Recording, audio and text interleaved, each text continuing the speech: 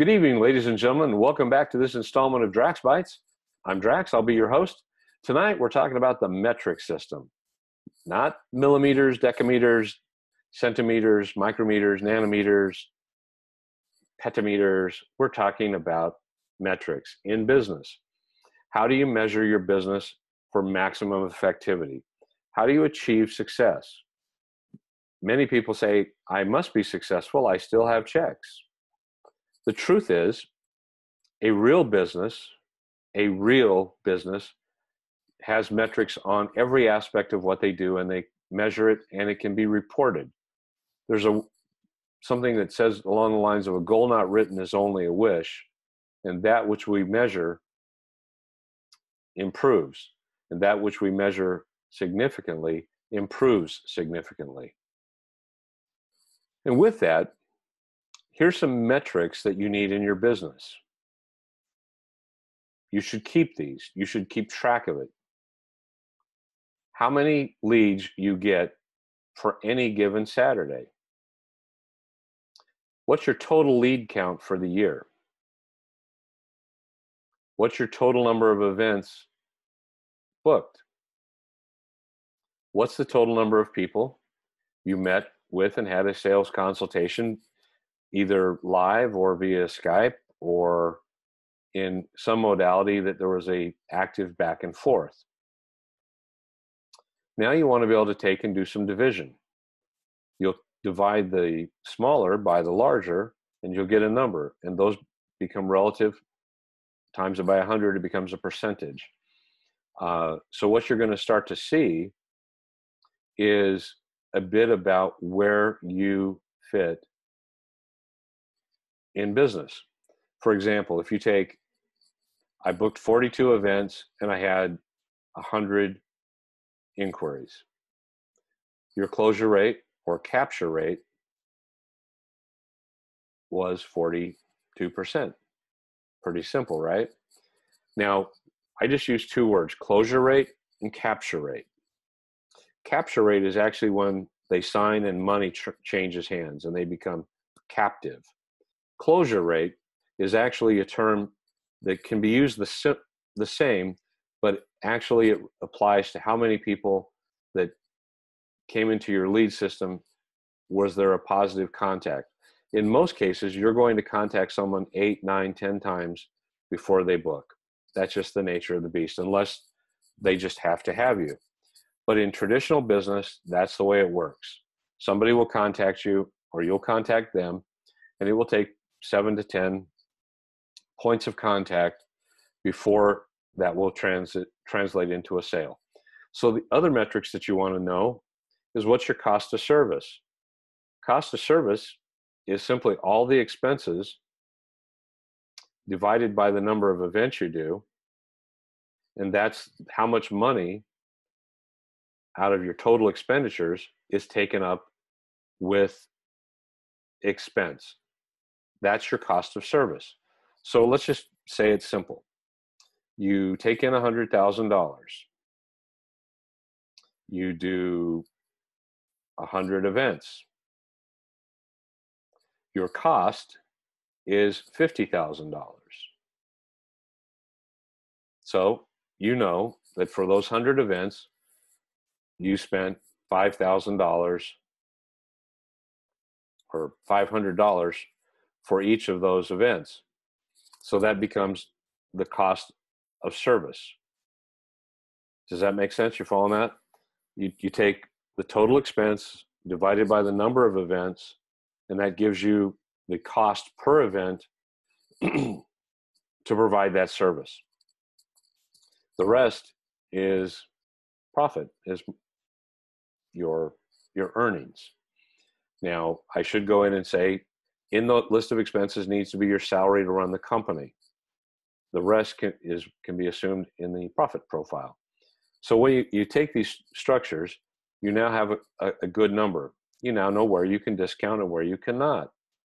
Here's an example. Once you know a business plan and you've got it set that all of your annual expenses are taken out by doing 42 events on Saturday, you now know if somebody contacts you for Tuesday or Wednesday, you've got latitude to negotiate.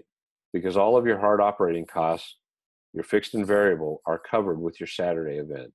There may be some limited consumables if you do glow products, beads, whatever have you, confetti, that you would have to add into the budgetary elements, but largely that becomes found money. And it becomes found money because you've measured what your costs are. Now, you can't consider it found money until this is true on the column and you have 42 events booked and under contract for that amount of money. Does that make sense? So now everything's covered and we're going to make our money. We're going to make the profit we want. Any events that come in after it is found money. It's additional revenue. And it will have some costing, but it also allows you to have some ability to modulate your price depending on how much you do or do not want to do that event. What that allows you is to capture new corporate clients. Someone contacts you and your entire expenses are covered from your wedding business. You can capture that corporate client because you want to make a long-term deal. You can offer them a discount. Yeah, I said the dirty D word. You can offer them a discount for booking 3 events. See what we did there? Those 3 events are not on weekends. They're off time. They're off in the middle of the week. Sure, we'll give them a discount. Why? Because everything's captive and they're looking to book on one of the non-filled dates we have open on the calendar. Even if it's a Saturday, it's a non-filled date that we've already prescribed. Our costing is picked up from events 1 through 42 or whatever your number is. So now when you look at these things, you're now looking at numbers that allow you to measure profitability. It now allows you to measure your success. Let's talk a little bit about email marketing. If we talked before about branding, you will never be successful at branding without communicating with people that don't know who you are. You just won't. Because a fundamental aspect of business is outreach to new customers that have never had service from you. Now, some you will see that will have service, experience with your service because they've been to an event you did. That's great. Those are excellent. That's not to be discounted, but you want to be actively generating leads from people that have not seen you perform or not seen your photo booth, because those become leads that become profitable. Yes, you may book some. No, you may not. But they become part of the hopper, part of the sales funnel. That now gives you a larger lead base. It gives you a better number to quantify on your demand curve. The demand curve, which subsequently justifies rate increases or higher earnings, is really simple. More people want to hire you at price A, where you're currently at, than you have supply. You can now easily move to price B or C or D, depending on what that demand curve index is relative to supply. If you have 1.5 times the demand of your supply, you could do a nice price increase. If it's 5-10 times the supply, you have a couple of really good options. You can either grow your company, add staff, add more DJs or more photo booths, or you can significantly increase your rate. And you'll know when you're reaching the kind of the apex, because the bookable demand will start to fall. It'll fall precipitously. Never let it get below 60%. You always want to be booking 60% of the leads so that you have a 40% overage that leaves you a nice place to experiment with rates, experiment with services, and experiment with sales and marketing. We talked a bit, I mentioned email marketing before I get distracted. What you want to look at with email marketing is coming around to not just sending an email to a zillion people. You've developed a branding message, but now you really need to develop 4 or 5. Maybe they focus on one of the branding points and you identified 5, so you make an email for each one. And that email goes out. But hold the phone, Moses. Maybe you need two email messages for that branding point. And you don't send them to everybody.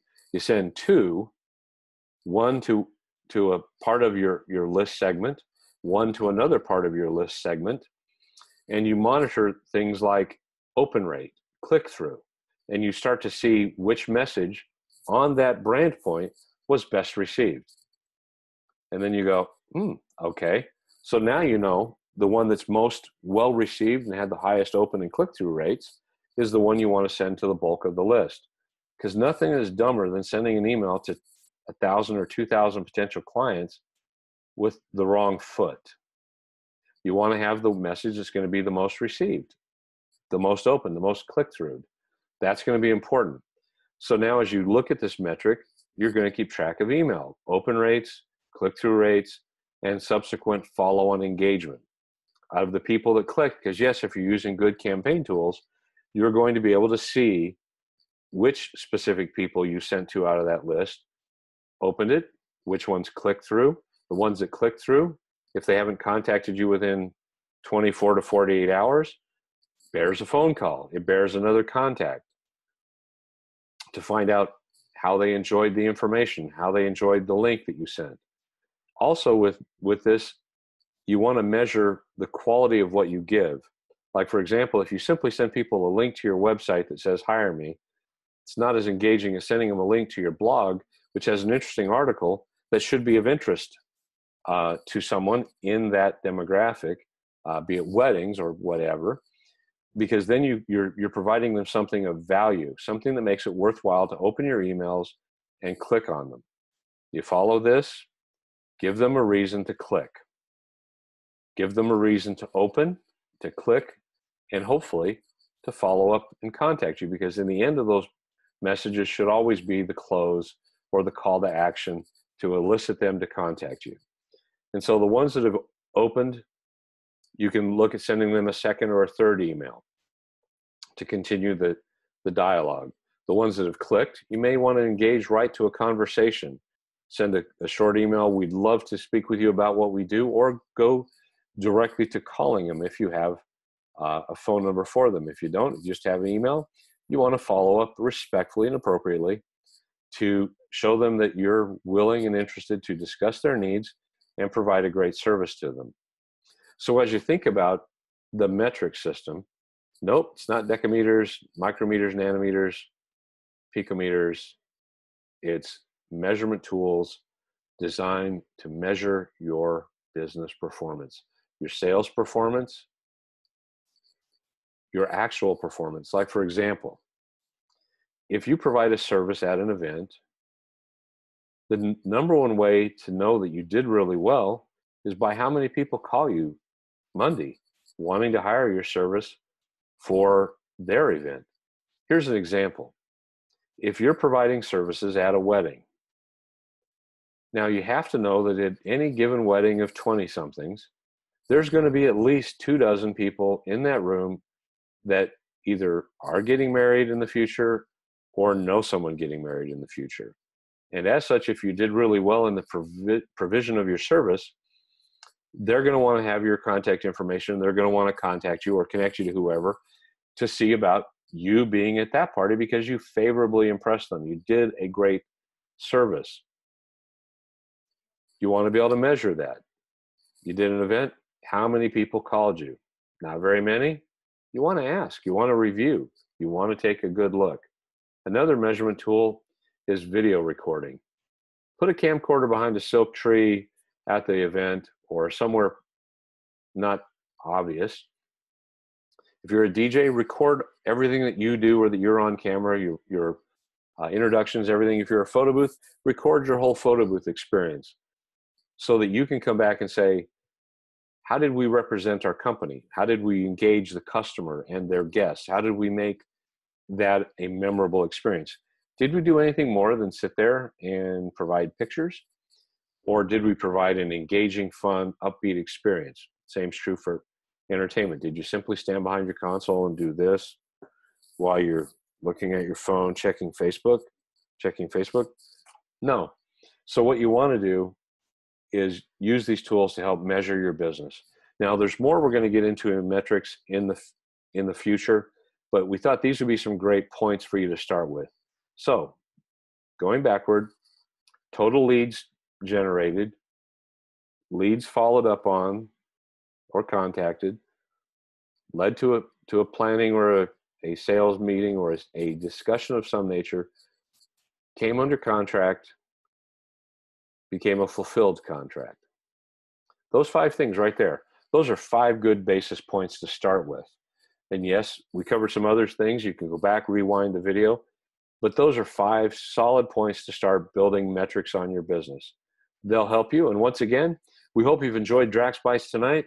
Put your comments down below. Send the questions to me at office@adja.org or admin@thephotoboothAssociation.com, or better yet, ping me on Facebook as Hugo Drax.